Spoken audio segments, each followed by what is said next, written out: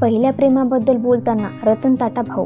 भारतातील सर्वात प्रसिद्ध उद्योगपती रतन टाटा आज 86 वर्षांचे झाले आहेत. आज त्यांचा 86वा वाढदिवस आहे. रतन टाटा हे लाखो तरुणांसाठी प्रेरणास्थान आहेत. त्यांचे विचार, त्यांचे जीवन आणि त्यांचं कार्य असं आहे की त्यातून खूप काही शिकता येतं. पहिल्या प्रेमाबद्दल बोलताना रतन टाटा भाऊ.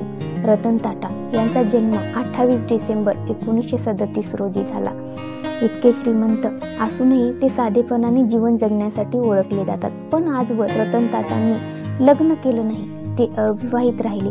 ह्युमन्स ऑफ बॉम्बेला दिलेल्या मुलाखतीत त्यांनी त्यांच्या पहिल्या प्रेमाचा उल्लेख केला होता. पहिलं प्रेम प्रत्येकाच्या आयुष्यात खूप महत्त्वाचं असतं, जे आपण कधीच विसरू शकत नाही. रतन टाटांची लव्ह स्टोरी देखील अशीच काहीशी आहे. पण रतन टाटांची लव्ह स्टोरीचा शेवट गोड होऊ शकला नाही. त्यांचं प्रेम त्यांना मिळालं नाही. याच प्रेमाबद्दल रतन टाटा एका मुलाखतीत बोलले. रतन टाटा त्यांच्या आयुष्यात 4 वेळा प्रेमात पडले होते, पण कोणाशीही लग्न करू शकले नाही. एका मुलाखतीदरम्यान लव्ह लाईफ बद्दल बोलताना रतन टाटांनी सांगितलं की मी 4 वेळा प्रेमात पडलो आणि हे प्रेम इतकं वाढलं की हे प्रकरण लग्नापर्यंत पोहोचलं, पण शेवटी लग्न होऊ शकलं नाही. तिच्यासारखी कोणी पुन्हा भेटलीच नाही जिला पत्नी म्हणू शकू. रतन टाटांना पहिल्यांदा अमेरिकेतील मुलींच्या प्रेमात पडले होते.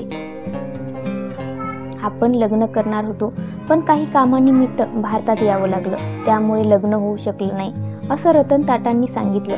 तिला भारतातही येता आलं नाही, कारण 1962 मध्ये भारत चीन युद्धामुळे ती भारतात येऊ शकली नाही आणि काही वर्षांनी तिचं लग्न अमेरिकेत झालं, असं त्यांनी सांगितलं.